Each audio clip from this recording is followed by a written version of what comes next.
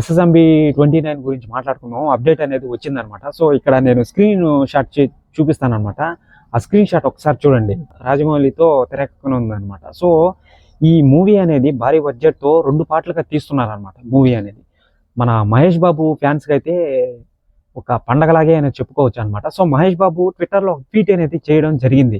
ఆ ట్వీట్ అనేది ఏంటి, ఒక్కసారి కమిట్ అయితే నా మాట నేనే ఎన్ను, అంటే నేను చెప్తే అది కామెడీగా ఉంటుంది. సో అది పెద్ద ఆయన చెప్తేనే బాగుంటుంది అనమాట.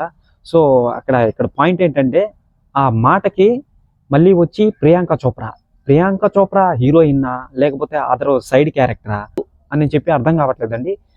మన ప్రియాంక చోప్రా ఉండి ఏమని ఫైనల్లీ అని చెప్పి ఒక కామెంట్ అనేది మహేష్ బాబుకి కామెంట్ చేసింది అనమాట. సో చూద్దాం ఏమవుతుందో తెలీదు. మన మహేష్ బాబు ఒక్కసారి కమెంట్ అయితే నా మాట నేనే విన్నని చెప్పి కామెంట్ చేశాడు. సో ఆ కామెంట్ అనేది ప్రస్తుతానికైతే వైరల్ అవుతుంది యూట్యూబ్లో. 2 పార్ట్లుగా తీస్తున్నాడు కాబట్టి, అది కాకుండా 1200 కోట్లతో పెట్టి మూవీ అనేది బడ్జెట్ని నిర్మించి తీస్తున్నాడు కాబట్టి మామూలుగా ఉండదండి. అమెజాన్ ఫారెస్ట్లో తీస్తున్నాడు అనమాట. మళ్ళీ వచ్చి ఇక్కడ వైజాగ్లో మొర్రా గృహాలాగానే మళ్ళీ వచ్చి ఎక్సెట్రా మన ఇండియాలోనే కొన్ని లొకేషన్స్ ఉన్నాయి.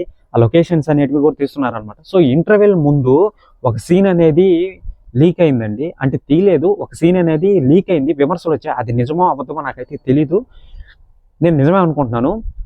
ఇంటర్వెల్ ముందు మహేష్ బాబు మూవీస్ అన్నీ మ్యాక్సిమం అసలు ఇంటర్వెల్ ఇంకా వస్తుంది అనగా 20 మినిట్స్ అనేది కన్ను తిప్పకుండా పెట్టేస్తాడు అనమాట. సో అంటే తల తిప్పకుండా పెట్టేస్తాడు అనమాట. సో మీరు గమనించారో లేదో, ఈ ఎస్ఎస్ఎంబి 29లో కూడా ఒక 20 నిమిషాలు చుట్టూ ఫైర్ ఉంటుంది అనమాట. మహేష్ బాబు ఉంటాడు అనమాట.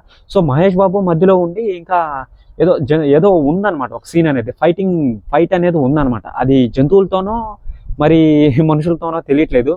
సో తల అనేది అటు ఇటు తిప్పలేరు అనమాట. సో ఆ ఫైట్కే ఎక్కువ మోతాదులో డబ్బులు అనేది ఖర్చు పెట్టేశారనమాట అని చెప్పి మైత్రి మూవీస్ వాళ్ళు బ్యానర్స్, పుష్ప 2 బ్యానర్స్ ఈ విధంగా వదిలేరని చెప్పి. రాజమౌళి అయితే నాకు తెలిసి ఎటువంటి ఫేక్ కలెక్షన్స్ అనేటివి చెప్పడు. నార్మల్గా గవర్నమెంట్కి పద్ధతి ప్రకారంగా ట్యాక్స్ అనేటివి కట్టి, జిఎస్టీ అనేటివి కట్టి, సో కలెక్షన్స్ అనేటివి కానీ, పోస్టర్స్ అనేటివి కానీ ఎంత కలెక్షన్ చేసింది ఏంటి అని చెప్పి న్యాయంగానే వదులుతాడనమాట. 2 పార్ట్లుగా అయితే తీస్తున్నారనమాట. సో రాజమౌళి అయితే గట్టిగా నమ్మచ్చండి. మహేష్ బాబు ఫ్యాన్స్ అయితే నాకు తెలిసి కాలర్ ఎగరేసుకొని తిరగొచ్చు అనమాట. ఇంకా రాజమౌళి కదా అక్కడ. చిన్న రిక్వెస్ట్ అండి, కింద సబ్స్క్రైబ్ బటన్ ఉంటుంది, సబ్స్క్రైబ్ చేయండి, ఓకేనా?